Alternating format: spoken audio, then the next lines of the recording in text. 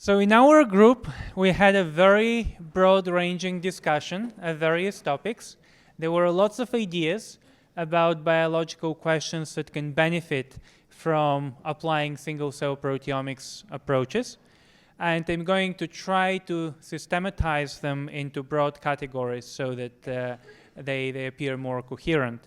We first started the discussion with characterizing cell differentiation, both in the context of in vitro differentiation, so that we can enhance potentially the efficiency of directed differentiation or understand how differentiation works, and also in the context of developing embryos. It is very well established in a number of systems, so during early development, most of the gene regulation occurs post-transcriptionally, and therefore it is of great interest to be able to analyze how proteins change their abundances as embryos develop. Another very broad area of applications that we discussed was doing measurements in limited samples, which might be for biopharmaceutical applications. For example, if we are selecting a subclone to manufacture antibodies or other products of interest, or if we are analyzing otherwise limited biological materials, such as material coming from fine needle aspirates from biopsies, which are much, much less invasive than taking larger chunks of tissue of patients. And then we went a little bit on a tangent discussing the prospects of doing metabolomics in single cells, measuring metabolites. And to quickly summarize that discussion, we decided that we can measure a couple of hundreds of metabolites potentially if we figure out efficient ways to do the sample preparation. And we had a discussion about all the other ions that we don't assign to metabolites, and that's clearly beyond the scope of this summary. Then we had a discussion about the application of single-cell proteomics to immune therapies and identifying what are some of the factors that determine why some cancer patients injected with TCAR therapy react positively, while other patients have much less favorable outcomes. And we discussed that there would be factors both inherent to the immune cells that are injected in the patient and also factors within inherent to each patient that can be responsible for this heterogeneity. We discussed characterizing tumor heterogeneity, even though we did not go into any specifics as to how simply identifying subpopulations of cells is going to help us understand the tumor biology better and how we can develop more effective therapies, even though there was a general sentiment that we should go beyond merely classifying single cells into subpopulations and more trying to understand what these subpopulations are. And that's certainly a deeply heartfelt conviction on my part that I'm not trying to do protein measurements so that I can classify cells. I think there are easier ways to do that. I would like to do accurate measurements so that we can go beyond classification to identify what are the network dynamics, the signaling pathways that are responsible for cellular responses for their phenotypes. Finally, I'm going to mention another category of applications that centers around changes that are not changes in cells that are not evident at the transcript level, and these include changes during aging. Much of aging is associated with changing of the proteome rather than necessarily changing the transcription levels of various genes, and being able to identify specific changes to subpopulations of cells require single-cell measurements. Another example falling in the same category is the cell division cycle. We've known for many decades that the cell division cycle is driven by protein degradation, and we haven't been able to obtain accurate trajectories of protein dynamics during the cell division cycle without perturbing the cells. The measurements that we have been able to make so far have been of cells synchronized by various factors that we know perturb very much the cellular state. So what we measure is some superposition of the cell division cycle plus the response to the perturbation. And being able to do measurements in single cells can give us a much more accurate picture of the dynamics during the life cycles of individual cells. We discussed many more topics, but I'm going to end here and invite Ed to share with us the insights from the computational discussion group. Thanks, Nikolai. We had similarly a very broad-ranging discussion. We mentioned some factors on benchmarking, as well as some of the computational uses that our data we'd very much like to see put to. In terms of benchmarking, we were discussing some elements of what can we help provide you so that you can judge our data quality. We're currently providing peptide level data that has been minimally played with, as well as protein level data that has been normalized and batch corrected. The discussion came up, the peptide data is useful for enabling people to look at noise. We did also mention spike in standard usage, one as a sort of QC idea, as well as in terms of absolute quantification. We also mentioned carryover assays. So we obviously run blanks, but also, as was mentioned in Harrison and/or Gray's talk, we prefer to run these carrier-only samples to try and make sure we can really see down to our limit of detection what is in those samples, and maybe we should consider about presenting some more of that data. There was importance of incorporating internal controls to distinguish internal and external sources of noise. One which we've presented is CVs for individual proteins, looking across the various peptides, as well as potentially the split carrier controls we have, which we can actually perform within a set. You saw a split carrier design for our master sets. We haven't been using that in our true scope samples. There's no particular reason not to, other than it's going to decrease your throughput. So if you wanted that as an internal quality control, that is something you can incorporate. One question came up about search engines.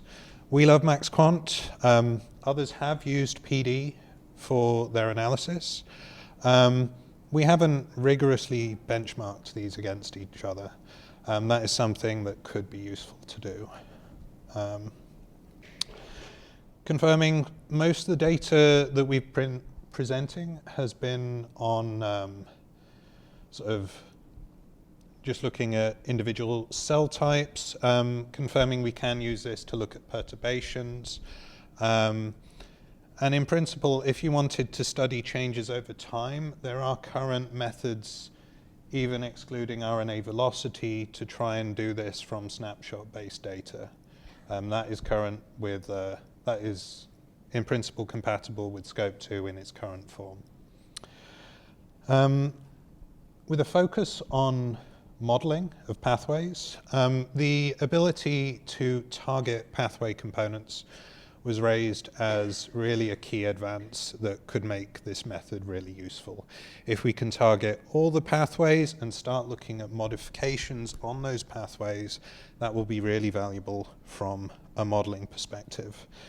Important data for that would be the distribution of proteins within the pathway, how many measurements we get per protein, knowing the abundance of these proteins, whether that's relative or absolute. And then finally, we did also touch on metabolomics, and that this would be an interesting thing to do. So thanks a lot.